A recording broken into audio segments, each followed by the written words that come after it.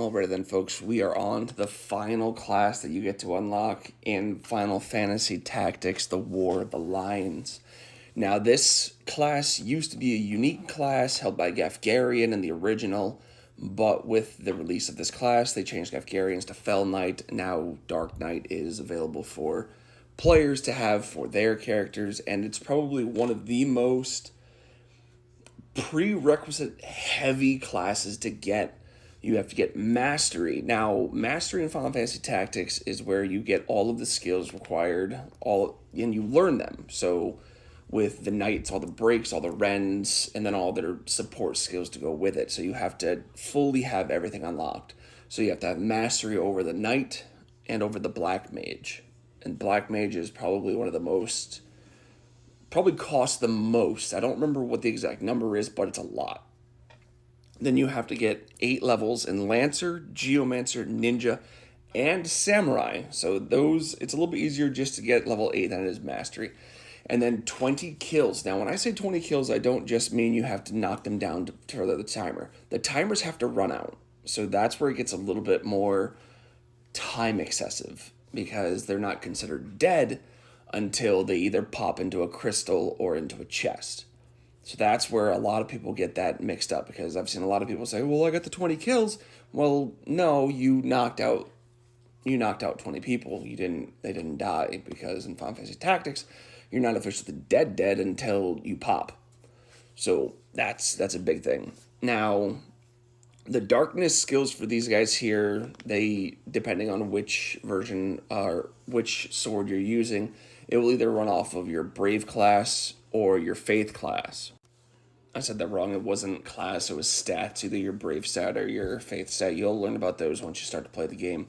But depending on which sword you're using will determine on which stat it runs off of. So if you're using the Fell swords, which are stupidly powerful and they unlock some of your darkness moves, such as Unholy Sacrifice, which is my personal favorite skill for them just because it does a lot of damage. Yeah, it takes like 30% of your HP to use it, but it's worth it. So the Fell Blades, when you're using that, it runs based off of your Faith stat. And then if you're using Knight swords like Excalibur or something of that sort, it's going to run off of your Brave. Now, when I say that these guys here are some of the strongest, if not the strongest, it's really because they are. I think they have the highest attack stat in-game, aside from maybe the Onion Knight with, like, everyone mastered. I think the Onion Knight, if you get more than, like, 3 people mastered, he's going to be rocking and rolling, but you don't get skills. Now, the reason that I prefer the Dark Knight over the Onion Knight, yes, it's harder to unlock him, but end game, if you have a Dark Knight or two, there's not much that's going to stop you, because you obviously know what you're doing. You obviously have the swords unlocked. You've run through the Poacher's Den and you've collected the Fell swords that you needed to collect, or you have the Knight swords that you need to have, and you're just gonna roll through it. So the Dark Knight is an end game character for a reason. Granted, don't get me wrong, yes, people can spend chapter 1 grinding their butts off. They can. I mean, it happens, but it takes a lot to get to the Dark Knight. It really does, and I don't mean Batman. The Dark Knights, they are truly awesome. I love their design. I don't know why. It just looks so cool.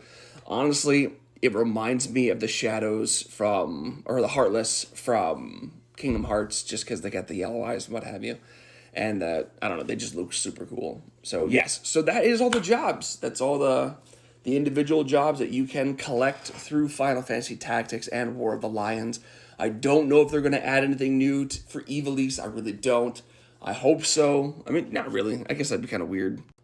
So with the Ivalice Chronicles coming out a little more than a month away, September 30th, it's closely getting here. If you guys have pre-ordered yours, great. You guys are getting some of the bonus stuff. I still have to pre-order mine. You know, adult things happen and what have you. But Final Fantasy Tactics, Ivalice Chronicles, I'm so happy that everyone's going to get a chance to play this, because it's coming out for PlayStation, Steam, Xbox, and the Switch. So everyone is going to be able to play the game that I grew up playing and play the game that I would consider is my favorite video game of all time. Now, a lot of people, they might not like it because of the style, because it's the chessboard style or the turn by turn style, what have you. I know a lot of people like their run and gun games or what have you, but when it comes to Final Fantasy games or just games in general, to me, story, music, character design, characters themselves, it doesn't get better than this game. It just, like, I don't know. There's just something about it. I mean, I've been playing games for almost 30 years now. No, it's probably been a little bit less than that because I'm only 33, so I definitely haven't been playing games since I was 3. But if you made it this far, thanks for making it this far. I greatly appreciate you all. And, well, let's go ahead and I'll get kicking on those monsters again, and we'll get started on some of the unique characters. And we'll see you guys in the next one. Thank you guys for taking the time to watch this. If you guys made it this far, like the video. Let me know that you, or comment. Let me know that you've made it this far. All right, guys. Have yourselves a great one, and we'll see you guys in the next one. Thanks again.